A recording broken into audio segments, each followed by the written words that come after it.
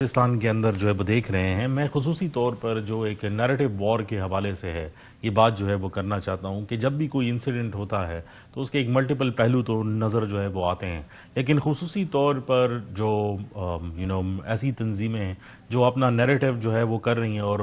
बलूचिस्तान की जो एक पसमानदगी है या उसकी पॉवर्टी है या उसके जो पॉलिटिकल मसाइल हैं उसके बयानिए को वेपनाइज कर रही है। मुझे ये बताएं कि गवर्नमेंट क्या कर रही है और गवर्नमेंट का नैरेटिव जो है वो क्यों डोमिनेंट जो है वो नजर नहीं आता।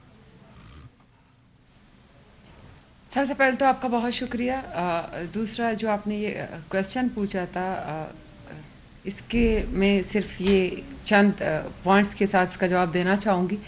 सबसे पहले तो आपने बात की नैरेटिव की और आपने वो फीमेल जो खुदकुश बमबार हैं उनकी बात की, और दूसरा हुकूमत का जो बयानिया और इनिशिएटिव है। देखिए, मैं आपको ये बताना चाहूँ कि ये बलूचिस्तान में हम पहली दफ़ा देख रहे हैं कि बलूचिस्तान में बच्चियों को निशाना बनाया जा रहा है और इस दहशतगर्दी का ईंधन बनाया जा रहा है। हर केसेस में एक चीज़ कॉमन है कि वो जो हमारी बच्चियां हैं वो आला तालीम के गर्ज से या तालीम के गर्ज से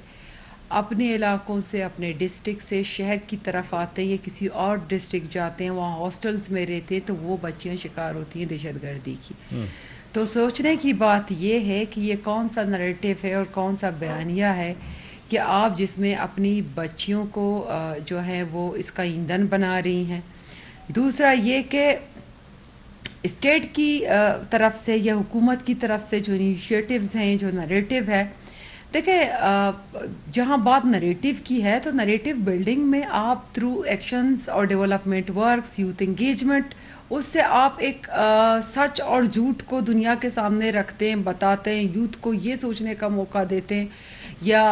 कि वो इस काबिल हो, वो सोच सके कि हुकूमत क्या करी, आया हुकूमत सही है या ये दूसरी तरफ जो हमारी यूथ को इस्तेमाल कर रहे हैं वो ये हुकूमत की तरफ से तो है। लेकिन इसमें एक जो बड़ा फैक्टर है जहां सपोर्ट की ज़रूरत है, मैं समझती हूँ कि वो अवाम की एंड पॉलिटिकल पार्टीज़ की सपोर्ट की ज़रूरत है। लेकिन बदकिस्मती से बलूचिस्तान में चंद कौम परस्त जमातें जो आवाज़ बनती हैं, जो ग्लोरीफाई करती हैं उस दहशतगर्दी को, जहाँ हमारी बच्चियों को इस्तेमाल किया जा रहा है, जहाँ बलूचिस्तान का नौजवान इस्तेमाल हो रहा है, जहाँ बलूचिस्तान का अमन अमान ख़राब हो रहा है, जहाँ तरक्याती कामों में रुकावट बन रहे,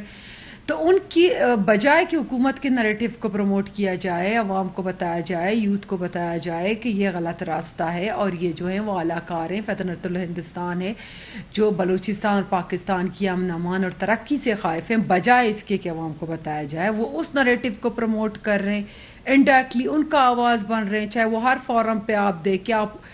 मासूमियों और महरूमियों का अगर वो फायदा उठा रहे हैं, लेकिन एक तरफ ये लोग भी तो इसका आवाज बन रहे हैं। तो कहने का मकसद ये है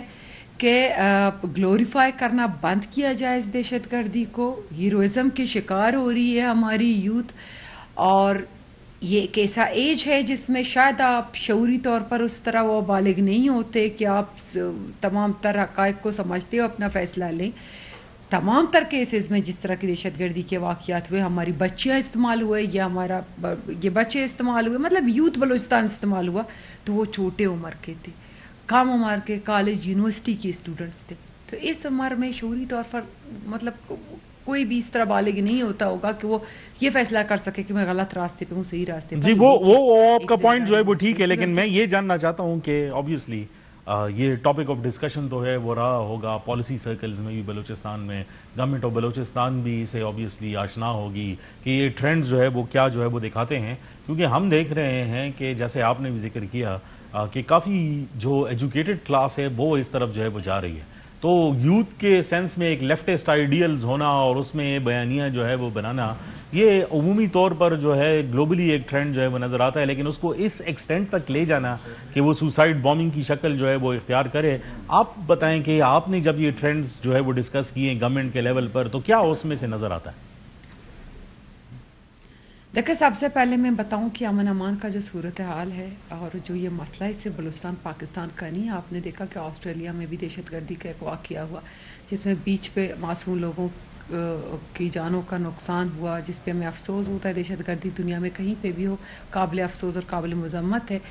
तो बलूचिस्तान जैसे सूबे में जहाँ चारों तरफ से दुश्मनों का जो है वो उस पे वो नज़र है, पाकिस्तान को जो डिस्टेबलाइज करना चाहते हैं वो समझते हैं कि थ्रू बलूचिस्तान वो होगा। तो कहने का मकसद फिर मैं उसी पॉइंट पे आऊँगी कि कुछ हमारी कौम परस्त जमातें और कुछ तंजीमें जो बनी हैं, BYC जैसी तंजीमें जो मजलूमियत का वो कार्ड प्ले करती हैं, जो यूथ को